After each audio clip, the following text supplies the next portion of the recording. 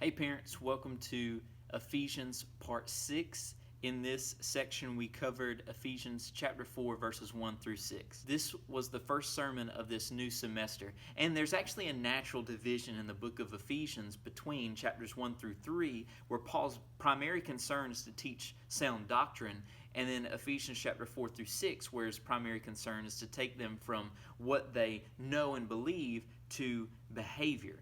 And so Paul's been talking throughout this whole letter about unity, and now he gets down to the really practical nuts and bolts of unity. And he knows that Satan's greatest weapon against unity is pride, personal pride. And so we defined in that sermon pride as this, simply a me first mentality.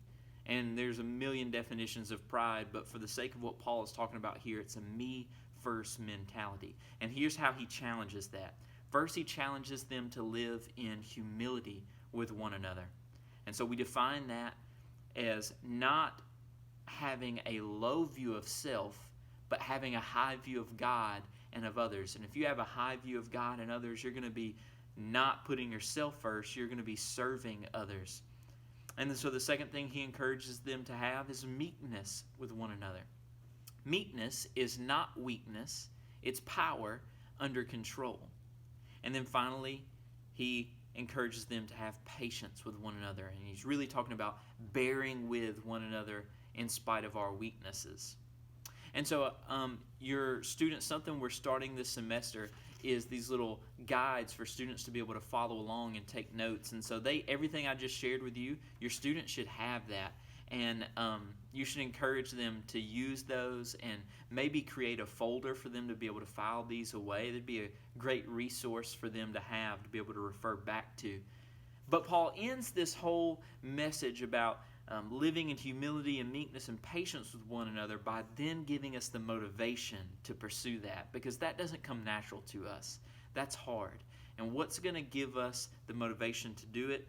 Well, he says in verse 3, make every effort to keep the unity of the Spirit through the bond of peace, for there is one body and one Spirit, just as you were called to one hope when you were called, one Lord, one faith, one baptism, one God and Father of all, who is over all and through all.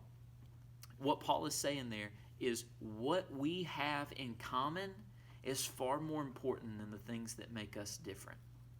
What we have in common, the one Lord, the one faith, all of these things about the gospel of Jesus Christ, that's what unites us.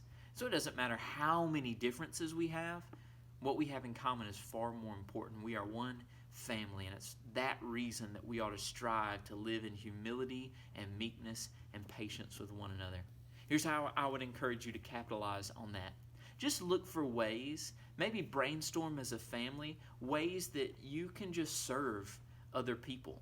Maybe it's each other. Maybe it's your neighbors. But give your students opportunities to see that life is not about me. The world doesn't revolve around me. And the more we can give them opportunities to actively serve one another and to serve their community, and especially this church, the more that we'll be fostering that unity that Paul is pushing the church toward in the book of Ephesians.